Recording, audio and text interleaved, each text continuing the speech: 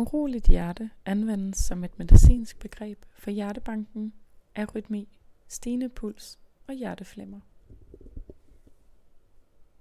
Hjertet er faktisk et væsen, der er utroligt tilbøjeligt til at rykke til, sagde Shonagon. 1. Med den ene hånd sætter sygeplejersken klistermærker på min krop. 1 på hver fod og 1 på hvert håndled.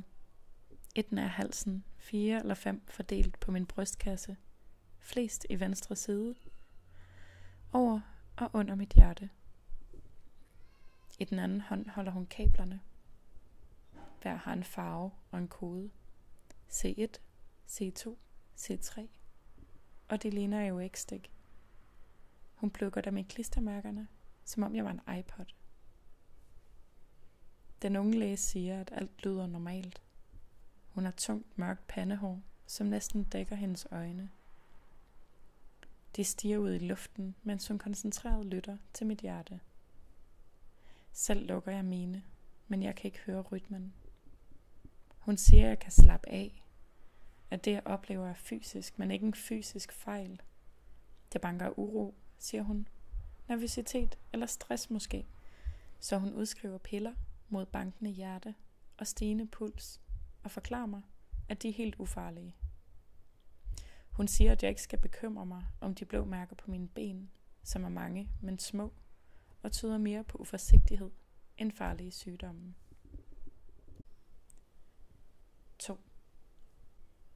Jeg bliver filmet i forbindelse med en udstilling og taler om farven blå, hvordan den repræsenterer en eller anden sorg over spildt potentiale. Har du synestesi? Spørger min samtalepartner. Jeg trækker tiden lidt, men må indrømme, at jeg ikke ved, hvad det er.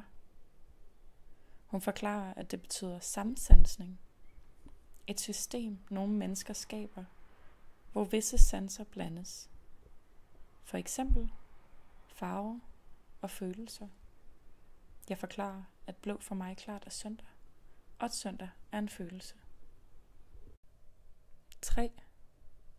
Pudebogen er skrevet af Sei Shonagon i det, der i dag hedder Kyoto, for næsten 1000 år siden. Den er kendt for sine lister. Med sine nummererede paragrafer er selve bogen faktisk nærmest en liste i sig selv. I paragrafen Things That Quickens the Heart skriver Sei Shonagon om det, der får hjertet til at slå. Hun fokuserer på detaljer, specifikke øjeblikke. Når du tænder noget fin røgelse, men så ligger der ned for at sove alene.